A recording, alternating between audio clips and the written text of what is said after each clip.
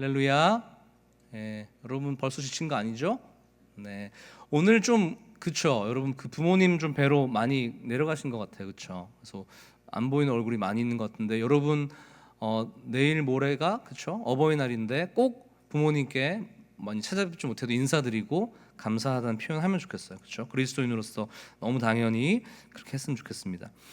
오늘 전체 본문의 내용은 이래요. 지난 주에 저희가 읽었던 내용이 뭐냐 그러면 하나님의 언약궤를 빼앗겼습니다. 그래서 블레셋 지역으로 지금 들어간 것이에요. 블레셋 지역에 들어갔는데 어떤 일이 발생했냐 그러면 첫 번째로 우리가 봐야 될 포인트는 상반절에 보면 하나님의 언약궤를 가지고 어느 지역으로 갔더니 그 지역에 있었던 다곤 신전이라고 하는데 다곤 신전에 있었던 다곤이라는 우상이 완전히 깨트려진 것이죠. 근데 좀 중요한 게 뭐냐 하면 왜 아스돗이라는 지역으로 언약궤를 가지고 갔을까? 왜냐하면 블레셋에는 5개의 중요한 도시가 있고 5개 중요한 도시가 도시 연맹체, 도시 국가처럼 연결되어서 연합체를 이루고 있는데 왜 꼭 아스돗이라는 지역으로 갔을까요?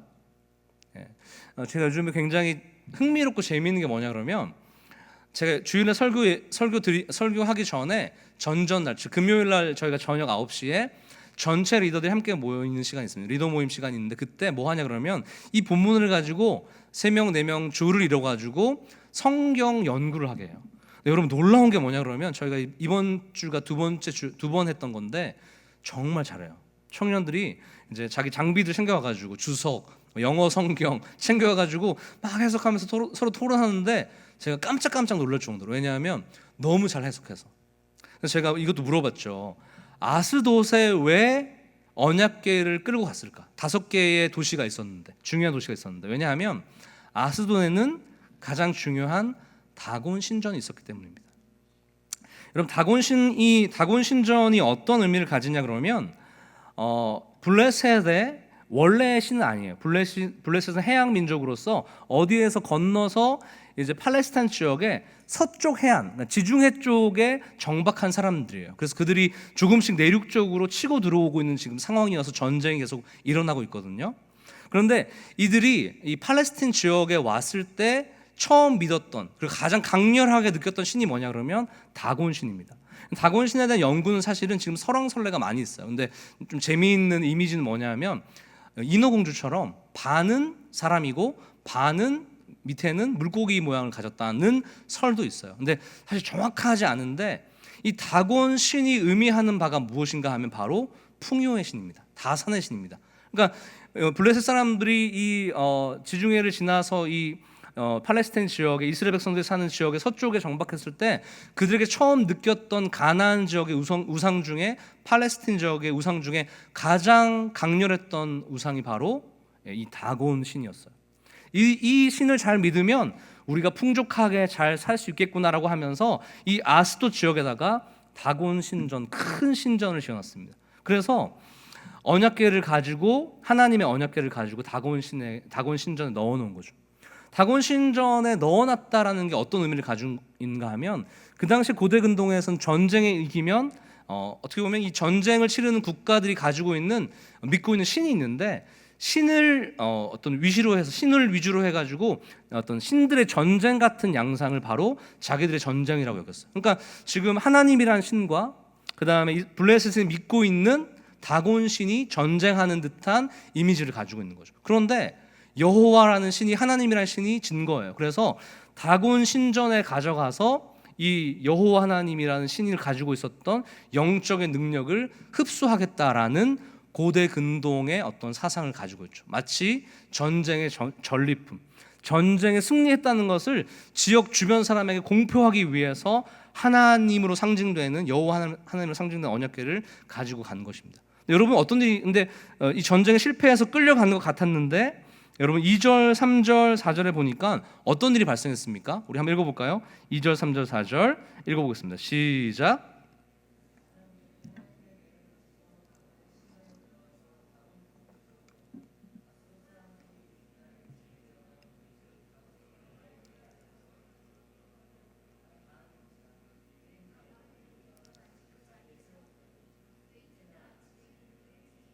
본즉 다곤이 여호와의 궤 앞에서 또다시 엎드려져 얼굴이 땅에 닿았고 그 머리와 두 손은 끊어져 문지방에 있고 다곤의 몸뚱이만 남았더라. 그러므로 다곤의 제사장들이나 다곤의 신전에 들어가는 자는 오늘날까지 아스돗에 있는 다곤의 문지방을 밟지 아니하더라. 여러분, 이상한 일이 발생했죠. 전쟁에, 즉 다곤과 여호와의 전쟁에서 사실 여호와 하나님이 패배한 것처럼 해서 다곤 신전에 끌려갔습니다. 그런데 여러분, 그 다곤 신전에 언약궤를 모셔놓은 다음에 다음 날이 됐더니 어떤 일이 발생했어요? 첫째 날 어떤 일이 발생했습니까? 다곤 신 우상의 어떤 저기가 하나님의 언약궤 앞에 엎드러져 있었다라는 표현을 하고 있어요. 그렇죠? 그럼 두 번째 날은 어떤 일이 있었습니까? 다곤 신의 목이 잘리고 손목이 끊어져서 하나님의 언약궤 앞에 엎드려져 있는 모습을 보게 됩니다. 여러분, 무슨 뜻이죠 이게? 무슨 뜻이죠? 여러분, 여기 되게 재미있는 중요한 얘기를 하고 있는데 여기서 쓰이는 우리 3절에 보면 엎드러져라는 단어 있잖아요. 그 단어에 주목해야 됩니다. 이 단어가 어떤 단어와 똑같은 단어인가 하면 우리 18절, 우리 4장 18절에 보면 이렇게 되어 있어요. 하나님의 궤를 말할 때 엘리가 자기 의자의 뒤로 넘어져와 똑같은 단어입니다. 여러분, 어떤 느낌인지 알겠어요? 지금 하나님이 엘리를 심판해서 그가 죽었던 장면, 의자 뒤로 넘어져서 죽었던 장면을 얘기하는 단어와 지금 다곤 신이 엎드러져 있는 단어를 동일한 단어를 쓰고 있죠. 왜냐하면 하나님이 참된 신이고, 그래서 하나님을 통해서 잘못된 거짓된 신 다곤이 완전히 깨어지고 징벌을 당하고 멸망당했다라는 것을 표현하고 있죠. 또한 지금 이 자세는, 엎드려져 있는 자세는 무엇을 얘기하냐 그러면 성경에 의하면 완전한 항복을 상징하는 단어예요. 그리고 완전한 경외의 자세를 상징하는 자세인 거죠. 그리고 머리가 끊어졌다, 목이 잘렸다라는 것은 모든 결정과 지혜의 주체가 되는 머리가 끊어짐을 통해서 이 존재가 아무런 판단할 수 없는, 어떻게 보면 우리식으로 지금 표현하자면 문외와 같은 존재라는 걸 얘기해 주는 거예요. 그리고 손목이 끊어졌다는 것은 어떤 힘을 상징하는 손목이 끊어져서 아무 일도 할 수 없었다는 것을 이야기하는 것이죠. 여러분, 두 번에 걸쳐서 하나님께서 이렇게 다곤 신을 철저하게, 다곤 이 우상을 철저하게 깨뜨린 이유가 무엇일까요? 그것은 바로 참된 신이 누구인가, 진짜 하나님이 누구인가에 대한 메시지를 그들에게, 우리에게 주고 있는 것이죠. 여러분, 여기서 보면 또 주목할 단어가 있는데 3절과 4절에 보면 이 블레셋 사람들이 언제 일어나서 이 다곤 신전으로 달려가죠? 아침 일찍 일어나서 달려갔다는 표현이 있습니다. 3절 처음에, 4절 처음에 보면 아침에 그들이 일찍 일어나 본즉이라고 얘기하고 있어요. 그것이 의미하는 바가 무엇입니까? 그들도 뭔가 불길한 예감이 있었던 거죠. 왜냐하면 여호와 하나님에 대한 소문을 그들은 알고 있었거든요. 출애굽할 때 애굽이라는 거대한 나라를 완전히 멸망시키고 40년 동안 이스라엘 백성들이 인도해서 지금 가나안 땅, 정말 쉽지 않았던 가나안 땅을 정복했던 데에 어떻게 보면 가장 강력한 힘을 주었던 분이 여호와 하나님입니다. 그 하나님이 지금 다곤 신전에 와 있는 거예요. 우리가 지금 이스라엘과의 전쟁에서 이긴 것 같았는데 뭔가 찜찜한 불길한 예감이 있어서 아침 일찍 가서 보니까 아니나 다를까 어떻게 된 것입니까? 자신들이 믿고 있는, 자신들이 이겼다고 생각하는 이 전쟁에서 어떻게 보면 완전히 격파되고 완전히 파멸되는 사건이 일어났던 거죠. 여러분, 이것을 단순히 영적으로만 해석해서는 절대 안 돼요. 그냥 영적으로 이런 일이 일어났구나라는 정도로 해석해서는 절대 안 됩니다. 이 일, 다곤 신이 완전히 격파되고 사라짐을 통하여서 하나님이 참된 신이고 하나님은 절대 지지 않는 분이라는 것을 우리의 삶의 현장으로 여러분 가져와야 합니다. 우리가 생각할 때는 이스라엘 백성들이 짐을 통해서 여호와 하나님이 필패하고 졌고 아무런 능력을 발휘하지 못하는 존재라고 생각할지 모릅니다. 하지만 하나님은 절대 지시는 분이 아닙니다. 할렐루야. 하나님은 절대 지시는 분이 아닙니다. 왜냐하면 하나님은 진짜 신이기 때문입니다. 가짜 신이었던 사단과 마귀는 하나님이 흉내낼 수 있을지 모르지만 하나님의 완전한 능력 앞에 굴복하고 넘어질 수밖에 없다는 것이죠. 여러분, 그런 일이 있어요. 사탄이, 가짜 신인 사탄이 예수님을 십자가에 못 박아 죽임으로 자신이 완전히 이겼다고 착각했습니다. 그렇죠? 2000년 전에 예수님이 죽으심을 통해서 사탄은 내가 하나님을 이겼구나 라고 생각했습니다. 하지만 어떻게 됐습니까? 예수님 그 십자가의 사건을 통해서 우리에게 도리어 역전시키죠.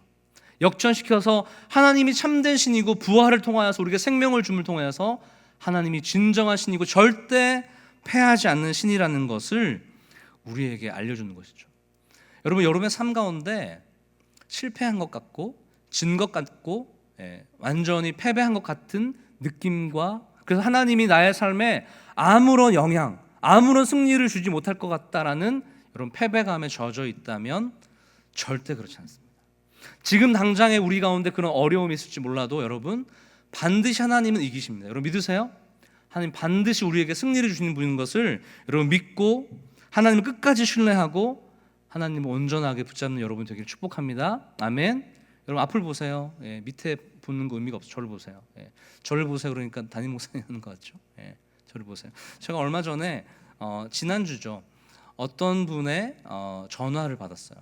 저희 교회 청년은 아니고 다른 교회 집사님이신데 이분이 고민이 있는데 무엇인가 하면 자기 열심히 신앙생활 하는데 그 신앙생활이 진짜 신앙생활인지 사실 모르겠다는 거예요. 왜냐하면 열심히 교회 다니고 헌금도 하고 봉사도 하는데 자기의 마음에 자기의 삶에 전혀 신앙적인 능력들이 나타나고 있지 않다는 거예요.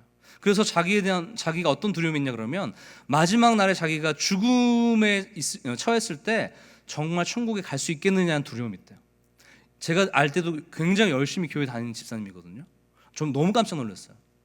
그래서 왜인가 한번 여쭤봤어요. 그랬더니 이 집사님이 너무나 심각한 패배감 가운데 젖어 있는 거예요. 왜냐하면 아주 좋은 직장을 다니고 있었는데 직장에서 사실은 쫓길 위기에 처했었고 지금은 다행히 더 좋은 직장으로 가게 되었는데 그 어떤 시간을 통해서 하나님이 자기의 삶에 어떠한 영향력도 없다라는 것에 대한 어떤 각인이 되었던 것이죠. 그래서 제가 그 집사님에게 다음에 또 한번 만나서 좀 전화를 했으니까 따로 만나서 얘기하자고 했는데 이 얘기를 해주고 싶었어요. 여러분 우리의 삶에 하나님이 전혀 영향력이 없고 우리의 삶에 어떤 아무런 힘을 주지 못하는 그런 무능한 신이십니까? 절대 그렇지 않아요. 우리 마음 가운데 오늘 다가온 신을 완전히 깨트리고 다가온 신을 완전히 전멸시키고 이후로 보면 블레셋을 완전히 전멸 위기까지 가게 하시는 분이 하나님이라는 것을 인식해야 되고 여러분이 믿는 분임을 인식해야 되고 여러분의 삶에서도 이와 같은 영적인 일뿐만 아니라 실질적인 승리와 성공을 주실 수 있는 분이 하나님이라고 여러분 마지막 끝까지 붙드시고 그래서 여러분의 삶에 진정한 승리를 경험하게 되기를 예수님의 이름으로 축복합니다. 아멘. 정말 중요해요. 끝까지 실패했다고 생각하는 그때까지 믿고 신뢰해야 돼요. 그때 하나님의 역전의 능력이 여러분의 삶 가운데에 발현될 줄 믿습니다. 두 번째 보면 여러분 우리 그 이후로 5절 이후로 보면 이 독특한 사건이 등장해요. 하나님의 언약궤가 이제 다곤 신전에 들어가서 다곤 신을 격파했죠. 그들이 믿고 있었던 가장 강력했던 신이 사라지는 것 같은 모습입니다. 사람들이 너무 놀래가지고 이제 그 다른 지역으로 옮기기 시작합니다. 첫 번째 있었던 아스돗 지역에도 독한 종기라는 것이 일어났고 그 다음에 그 이후에 있었던 두 개의 지역 가드와 에글론이라는 지역에도 독한 종기라는 전염병이 창궐하기 시작합니다. 이 독한 종기라는 게 뭐냐고 찾아봤더니 여러 이야기가 있는데 아마도입니다. 피부병의 일환인데 패스트 사실 우리에게 좀 익숙하지 않죠. 중세 시대 때 한 2억 명 정도 유럽 사람들을 다 죽였던 어마어마한 병이죠. 몸에 이제 그 발열이 일어나고 몸이 썩어 들어가고 결국은 죽게 되는 병이거든요. 사실 흑사병이라고도 하죠. 굉장히 무서운 병인데 이 무서운 질병이 이 지역 가운데 지금 일어나고 있었던 것입니다. 그런데 중요한 게 뭐냐 그러면 이 다곤 신전이 완전히 깨트려지고 그 다음에 이 패스트 독한 종기가 창궐하면서 많은 사람이 죽거나 지금 다치고 아무런 힘이 없는 어떤 그 시기였는데 여러분 아스돗 그 다음에 가드 에글론이라는 중요한 블레셋 도시로 계속 언약궤를 움직이기 시작합니다. 여러분 블레셋 사람들이 왜 움직였을까요? 제가 궁금한 건 이거예요. 핵심적인 건 이건데 여러분 7절과 10절을 보면 7절 한번 같이 읽어보죠. 7절 먼저 10절을 좀 이따 읽어보고 한번 읽어보고 7절 먼저 읽어보겠습니다. 시작. 아스도 사람들이 이를 보고 이르되 이스라엘 신의 괴를 우리가 함께 있지 못하게 할지라 그의 손이 우리와 우리의 신 다곤을 친다 하고 10절도 한번 읽어보세요. 10절 시작. 이에 그들이 하나님의 괴를 에글론으로 보내니라. 하나님의 괴가 에글론으로 이른즉 에글론 사람이 부르짖어 이르되 그들이 이스라엘 신의 괴를 우리에게 가져다가 우리와 우리 백성을 죽이려 한다 이렇게 했어요. 그리고 12절에 보니까 죽지 아니한 사람들은 독한 종기로 치심을 당해 성읍의 부르짖음이 하늘에 사무친다. 그러니까 이 지역 언약궤가 움직이고 독한 종기 전염병이 퍼지고 많은 사람이 죽는 이 상황이 굉장히 심각했다는 것입니다. 엄청난 사람들이 죽어가고 전염병으로 아무런 힘이 없는 그러한 어떤 일들이 계속 발생했다는 거예요. 그런데 궁금한 것은 거기서 하나님의 이런 전능하심, 즉 자신들이 믿고 있었던 다곤신보다 더 위대하고 전능했으며 그 다음에 이 전염병을 일으킬 만한 강력한 능력을 가지고 있었던 하나님을 왜 바로 신뢰하고 믿지 않고 계속 언약궤를 돌리고 있냐는 것입니다. 왜 그럴까요? 왜 언약궤를 다른 지역으로 계속 돌리고 있을까요? 처음에 아스돗에서 잘못되었다고 하면 바로 믿으면 되잖아요. 하나님을 신뢰하면 되잖아요. 다곤을 버리고 하나님을 섬기면 되잖아요. 그럼 이 문제가 해결될 수 있지 않습니까? 아니면 그 정도로는 좀 너무 가벼우면 두 번째 지역이었던 가드로 옮겼을 때 여러분 하나님 믿는다 그러고 항복하고 회개하면 하나님이 이 일을 그치게 할 수 있지 않을까요? 왜 한 번에 아니면 두 번 정도의 기회가 있었는데도 바로 회개하거나 하나님을 신뢰하지 않았을까요? 여러분 찾아보니까 놀라운 것은 이 블레셋 지역의 5개의 도시 가운데에는 다곤신을 비롯한 여러 우상 숭배의 중요한 지점이었어요. 즉 신전 같은 것이 있었던 거죠. 그 지역의 신이. 이들이 생각했던 게 뭐냐 그러면 다곤신으로 안 되면 다른 신으로 해결할 수 있지 않을까. 이 신으로 안 되면 다른 지역에 있는 신으로 하나님 여호와 하나님을 깨트릴 수 있지 않을까라는 그들 안에 강력한 믿음이 있었던 것이죠. 여러분 이게 무엇을 말하냐 그러면 우리의 마음 가운데 어쩌면 하나님보다 더 신뢰하는 어떤 우상, 어떤 큰 힘이 하나님의 능력을 경험하고서도 절대로 포기하지 못할 미련으로 강하게 작동한다는 것입니다. 하나님 우리 가운데 일하시고 하나님의 능력이 우리 가운데 발현됨에도 불구하고 하나님이 어떠한 존재인지 경험하고 알고 체험함에도 불구하고 우리 가운데 있는 강력한 우상, 무엇인지 모르겠지만 돈, 쾌락, 즐거움, 명예 이런 것들이 절대 포기되지 않는 것이 우리 가운데 강력하게 작용하고 있다는 거죠. 여러분 이 정도로 질병에 걸리고 이 정도로 많은 사람이 죽어간다면 당장 회개하고 당장 하나님 앞에 돌아올 것이라고 생각하잖아요. 그런데 우상 숭배의 강력한 미련함은 그 우상 숭배를 향한 강력한 믿음은 절대로 깨지기 쉽지 않다는 것입니다. 여러분 우리가 하나님을 믿는다고 하지만 여전히 우리가 깨지 못하는 우리의 우상, 우리가 신뢰하고 있는 어떤 힘, 어떤 능력이 여전히 하나님과 대등하거나 아니면 하나님을 넘어서는 힘으로 우리에게 작동하는 것이죠. 여러분 이 본문을 통해서 우리에게 알려주는 바가 뭐냐면 빨리 깨어지는 것이, 빨리 회개하는 것이, 빨리 그 우상을 버리는 것이, 미련을 버리는 것이 우리의 삶에 더 큰 풍요로움과 우리의 삶에 진정한 복이 찾아온다는 것이에요.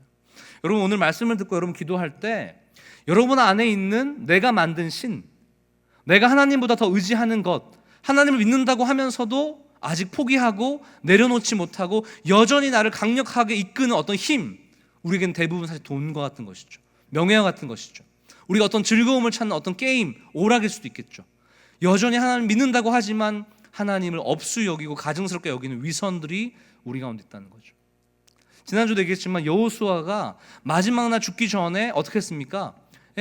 선택하라고 얘기하잖아요. 하나님을 믿든지 아니면 다른 신을 섬기든지 완전히 선택하라는 거죠. 둘 중에 하나를 섬기는 척 하지 말라는 것이죠. 여러분 오늘도 우리가 이 문제를 놓고 기도해야 됩니다.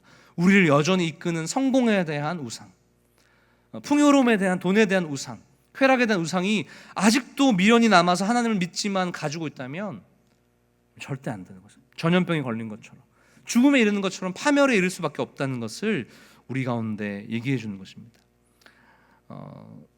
여러분 3절에 보면 굉장히 재미있는 표현이 있어요. 3절, 5장 3절 한번 우리 읽어볼까요? 5장 3절 시작. 아스도 사람이 이튿날 일찍 일어나 본즉 다곤이 여호와의 궤 앞에서 엎드려져 그 얼굴이 땅에 닿았는지라. 그들이 다곤을 일으켜 여러분 어떻게 하죠? 누가 봐도 하나님이 다곤 신을 깨트린 것이에요. 우연일치가 아니죠. 그런데 다곤 신을 섬겼던 블레셋 사람들이 이 우상을 어떻게 합니까? 다시 일으켜 세우죠. 우상이 이런 강력한 힘이 있는 것이죠. 미련을 버리지 못하는 것이죠. 다시 자기가 만든 그 신을 일으켜 세워서 이것이 나에게 힘을 줄 것이라는 믿음으로 작동하는. 우상이라는 것은 누가 주는 게 아닙니다. 뭐죠?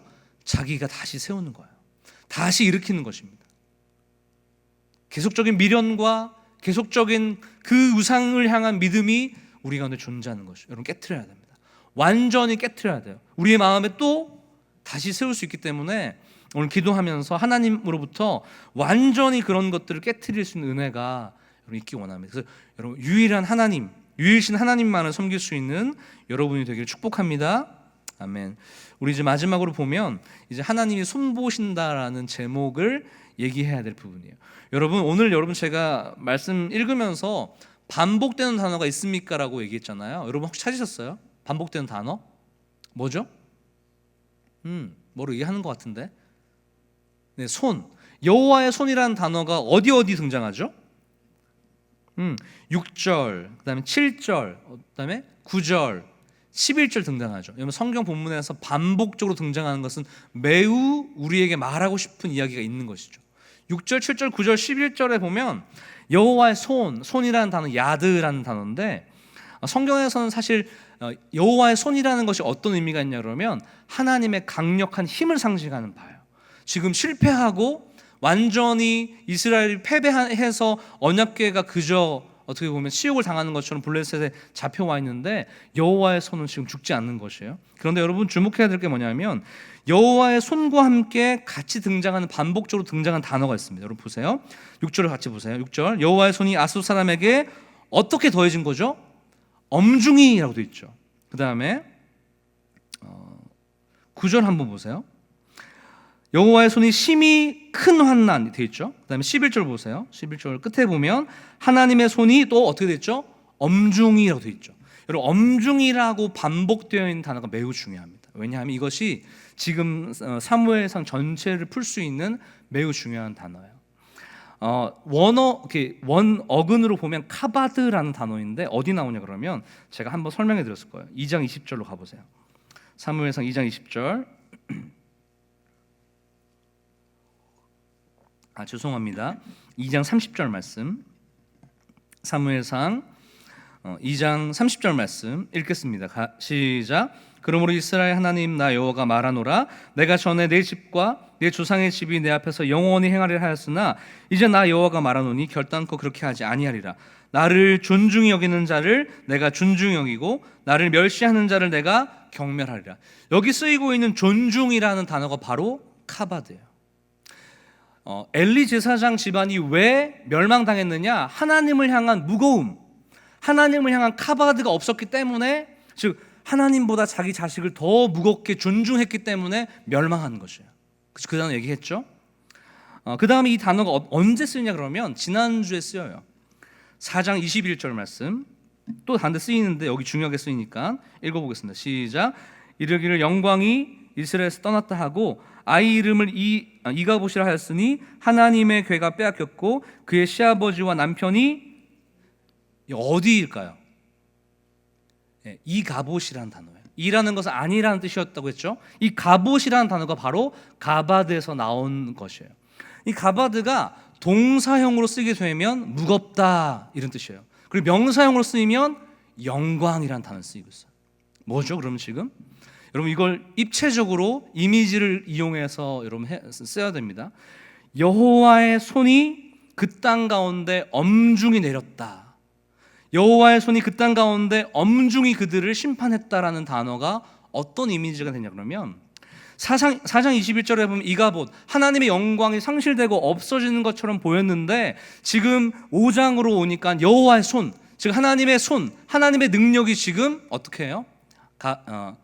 가바드라고 하면서 하나님의 영광이라는 단어, 여기서 등장하지 않지만 4장 21절에 등장했던 하나님의 단어, 영광이라는 가바드라는 것과 연결되면서 하나님을 잃어버렸던, 우리가 잃어버렸던, 이스라엘 백성들이 잃어버렸던 하나님의 영광을 하나님의 손, 이 친히 취하는 모습을 가지고 있는 것이죠. 동사형으로 쓸 때는 무거움이었는데 명사형으로 보면 이게 어떻게 됩니까? 하나님의 영광을 상징한 단어인데 하나님의 손이 하나님의 영광을 친히 취하고 상실되었던 하나님의 영광을 더해주는 모습을 가지고 있다는 거죠. 여러분, 여기서 의미하는 바가 매우 큽니다. 우리의 삶, 또 하나님의 영광, 하나님의 이름, 하나님의 값어치는 우리가 만들어내는 것이 아니에요. 하나님 스스로가 하나님의 손을 통하여서 하나님의 영광을 세워나가시는 것이죠. 우리가 착각하는 것이 이것입니다. 우리가 어떤 것을 잘못해서 하나님이 영광을 안 받으신다? 아니, 우리가 어떤 것을 잘해서 하나님의 영광을 받지 않으신다? 절대 그렇지 않아요. 하나님은 완전히 실패한 것 같은 이 상황 속에서 블레셋 적진에 침입해서 그 땅의 신을 회파하고 그 땅의 백성들에게 하나님의 영광을 드러내심을 통해서 하나님 되심을 선포하고 있는 것입니다. 우리는 그것을 바라봐야 되는 것이죠. 우리는 믿음의 눈으로 하나님께서 영광을 취하셨고 우리의 삶 가운데서도 이렇게 하나님이 우리의 삶을 영광스럽게 할 것이라는 것을 믿음으로 받아들이는 것이 필요하죠. 여러분, 별거 특별한 거 할 필요 없어요. 무엇을 하는 것이 중요합니까? 하나님이 이렇게 행하셨다는 것을 믿음으로 받아들이고 내 삶 가운데에서도 하나님이 하나님의 손으로 친히 내 삶 가운데 기쁨과 즐거움과 승리와 영광을 가져다 줄 것을 믿는 것이죠. 할렐루야. 여러분이 하는 것이 아닙니다. 하나님이, 하나님의 손이 우리를 강하게 하시고 우리를 새롭게 하고 우리 가운데 하나님의 능력을 채워주는 것인 줄 믿습니다. 오늘 여러분 기도하실 때 제가 부탁하고 싶은 것은 여러분이 뭔가를 자꾸 해결하려고 하지 마세요. 이 문제를 뭔가 내가 기도를 열심히 함으로 해결된다고 생각하지 마세요. 그저 하나님께 맡겨드리세요. 하나님의 강하고 능하신 손 앞에 우리의 삶 전부를 의탁하고 신뢰하세요. 그렇다면 우리의 삶 가운데 진정한 자유가 있을 것을 생각합니다. 제가 아까 말씀드렸던, 예를 드렸던 그 집사님을 제가 다음 주에 만나려고 해요. 그래서 제가 그분에게 이 말씀을 읽어줄 거예요. 여호수아 4장 24절 한번 찾아봅시다. 여호수아 4장 24절, 구약 성경 325페이지 있습니다. 우리 한번, 아주 중요한 말씀이에요. 우리 한번 같이 읽어보겠습니다. 여호수아 4장 24절 있습니다. 시작. 이는 땅의 모든 백성에게 여호와의 손이 강하신 것을 알게 하며 너희가 너희의 하나님 여호와를 항상 경외하게 하십니다.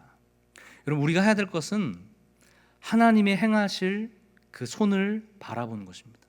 우리가 우리의 삶에 어떤 것을 행하려고 노력하는 방식이 아니라 내려놓고 다 깨트리고 하나님의 행하실 것을 바라볼 때, 여러분, 이때부터 하나님의 믿음의 능력이 우리의 삶 가운데 임하는 거죠. 하나님의 손이 우리의 삶을 읽어가시는 거죠.